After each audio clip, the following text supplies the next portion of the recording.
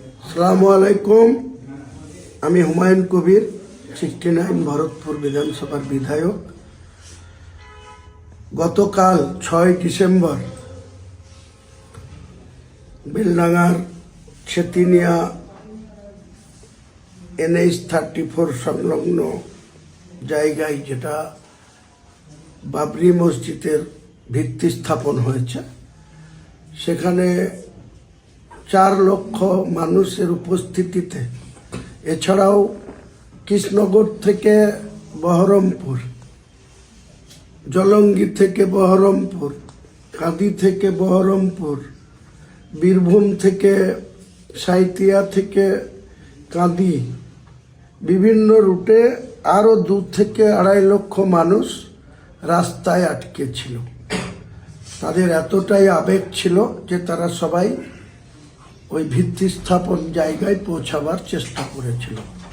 প্রশাসনের একটা অংশের অসহযোগিতার সত্ত্বেও 4 লক্ষ মানুষ ওখানে উপস্থিত হয়েছিল এবং রাস্তায় 2 থেকে 2.5 লক্ষ মানুষ দিনভর তারা রাস্তায় ছিল। তাই সর্বস্তরের মানুষ, যারা বাবরি মসজিদের ভিত্তি স্থাপনের উদ্দেশ্যে আপনারা বাড়ি থেকে বেরিয়েছিলেন, কেউ আসতে পেরেছেন, কেউ রাস্তায় থেকেছেন, সকলকেই আমার পক্ষ থেকে আপনাদের সালাম জানাই, আদাব জানাই, অভিনন্দন জানাই।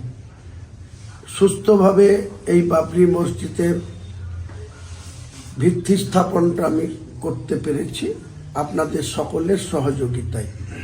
প্রশাসন সহ, রাজ্যপাল সহ এক শ্রেণীর ব্যক্তি হাইকোর্টেও PLI করেছিল যাতে এই ভিত্তি স্থাপন হতে না পারে, কিন্তু মহামান্য কলকাতা হাইকোর্টের প্রধান বিচারপতির ব্রাঞ্চ সেটাকেও এই বিষয়ে হস্তক্ষেপ করতে অস্বীকার করেন এবং রাজ্য প্রশাসনকে বলেন যে যাতে শান্তি শৃঙ্খলাভাবে, সুস্থভাবে এই বাবরি মসজিদের ভিত্তি স্থাপন হয় সেটা রাজ্যকে দেখার জন্য।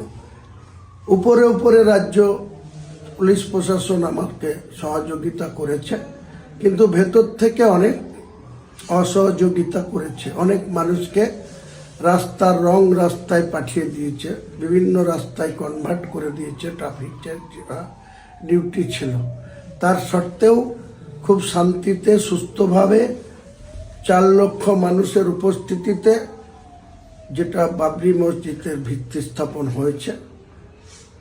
আরেকবার আপনাদেরকে সকলকেই আমার পক্ষ থেকে, সমস্ত মুসলমান ভাইদের আমি যেমন সালাম জানাচ্ছি, আদাব জানাচ্ছি, একইভাবে অমুসলিম যারা আছেন তেনাদেরকেও আমি নমস্কার এবং অভিনন্দন এবং শ্রদ্ধা জানাচ্ছি যে আমরা কারো বিপক্ষে না, কোনো অমুসলিমের সঙ্গে আমাদের কোনো শত্রুতা নেই, কোনো অমুসলিমকে আমরা কোনো অশ্রদ্ধা করি না।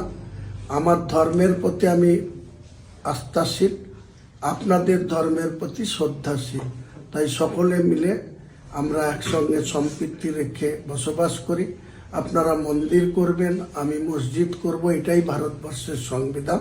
সেই সংবিধানকে আমি সম্মান জানিয়ে সকলকেই আর একবার অভিনন্দন, নমস্কার, শ্রদ্ধা জানিয়ে আমার বক্তব্য